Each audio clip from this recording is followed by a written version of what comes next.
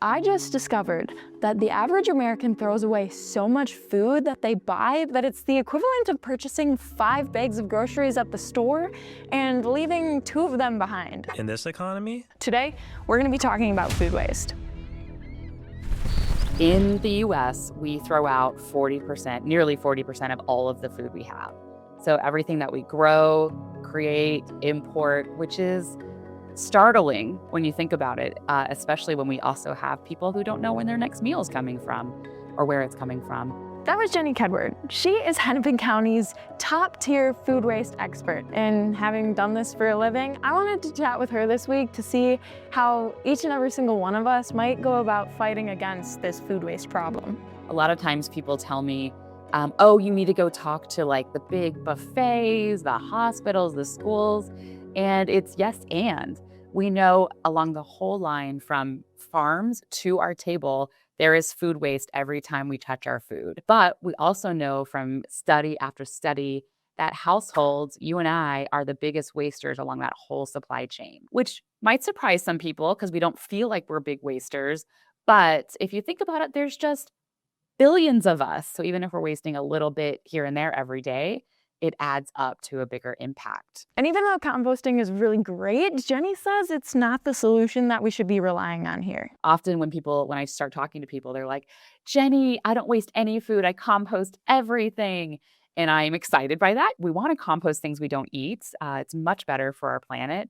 But even if we composted everything we could, we would still have the effects of growing all of that food that we just composted. So it's pretty obvious on a surface level to all of us why wasting food is bad. But I wanted to dig a little bit deeper and find out exactly how many resources we waste when we throw away our food. And I found some stats that are literally insane. When it comes to water and energy, wasted food in the United States alone consumes 5.9 trillion with a T gallons of fresh water every single year. And in terms of land, it says that 140 million acres of land are used just for food that ends up getting discarded and never eaten. That's the equivalent of the size of California and New York combined. And we have to account for all of the chemicals that we apply onto foods that we don't eat, which is 778 million pounds of pesticides and 14 billion pounds of fertilizer. And that's not even talking about the actual climate impact, because when food rots away in landfills, it creates methane. And the reason why that's so important is because wasted food emits so many greenhouse gas emissions each year that it's the equivalent of 50 million gas-powered cars being on the road. There's so many different factors that influence our shopping habits. Even the sizes of our fridge and the size of your grocery cart when you're shopping, they're all getting you to buy more because they're triggering us in our fear of running out. So that's the system that makes it easy for us to waste food, but we don't have to buy into that system. It's not rocket science is why we're not using all the food we have in our households. It's really food management practices. And when I say that, it's meal planning, grocery shopping, how to store our food. Our cooking skills aren't what they used to be. So it's all of those like how to use our food and shop for our food, which have really impacted our food waste. When we don't know how to use our food, of course, we're going to waste more of it. Having majored in environmental studies, I feel like I'm generally pretty good about not wasting food, but I wanted to see if there were any areas of my life that I might apparently suck. So that's why for the next week, I'm gonna test Jenny's 5 tips for reducing food waste. And surprisingly, day 1 starts with a personality quiz.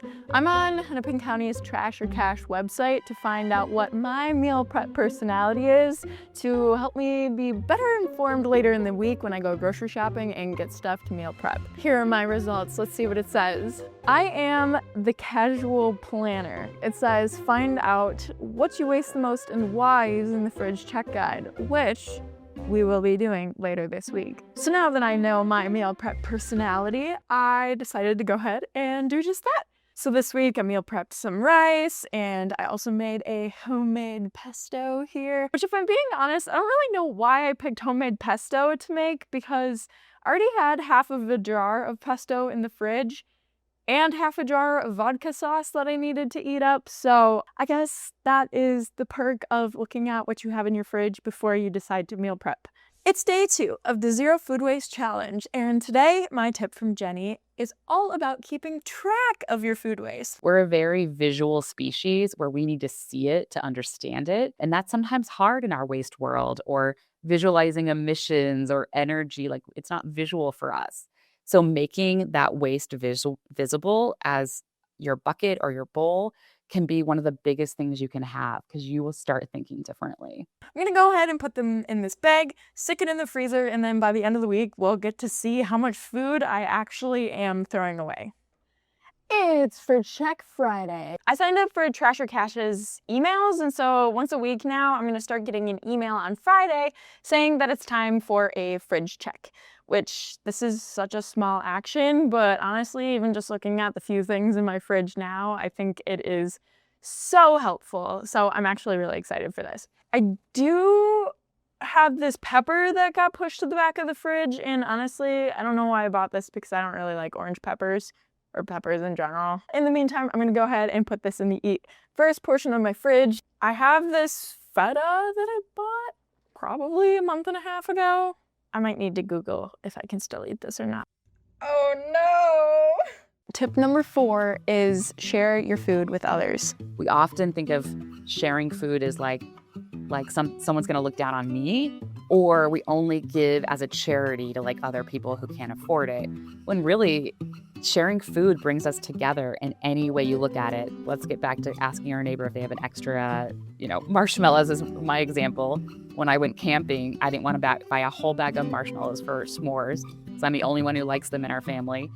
So I put a call out and said, hey, neighbors, can I borrow 4 marshmallows? And look at that. A neighbor stepped up and did it. And now I know that neighbor. And there's great technology of really bringing those to the front of our eyes. The Olio app, and then groups like Facebook Buy Nothing groups, or in St. Paul, there's a Zero Food Waste Warriors. And it takes this shame away from sharing food. Quick check-in. At the grocery store this week, I was feeling bold and bought a new type of bread, and turns out I do not enjoy it at all. And so instead of forcing myself to eat it, or the terrible option of throwing the entire loaf away, I decided to put a little sign out in my apartment complex's main area to see if maybe somebody else would want it. It's gone! I'm so happy that someone actually took it. I didn't think that they would, honestly. Tip number 5 is treat every day like it's Thanksgiving. Well, sort of. It's all about being thankful. As we become more and more removed from growing our own food, we forget how much energy and time it takes to grow that food. So if you ever ask a gardener what a perfect tomato is, like, we expect these perfection standards in our grocery store and in our food, and we forget that growing food is often not beautiful and perfect. So really getting back to like the roots of like where our food comes from, valuing our food. I just wish more people could see how many people and resources it took to get their food to them. And once you know that, you can find gratitude. And when you find gratitude, it's really hard to then waste that food. Here's my food waste collection. If you take a look inside, you'll see here that it is fairly full. I didn't end up eating that bell pepper that I talked about earlier this week, or the onion that were in my eat first pile, just because I couldn't bring myself to do it. I also threw away the feta so I didn't get food poisoning. But honestly, the rest of the bag was just things like banana peels and eggshells that I wouldn't have eaten anyways. So I'm actually pretty proud of the very limited space that this bag takes up in terms of food waste. But that being said, I'm gonna show you the thing that I was the most upset about wasting this week. This is a piece of baguette that I bought 2 days ago, and this thing is rock hard. The tips that Jenny shared with me this week were honestly super simple, but really eye-opening, because it just goes to show how much the little things tend to add up. So with all of that being said, I challenge you to 7 days of zero food waste. Be sure to let me know in the comments how you do, and subscribe for more sustainable food content like this.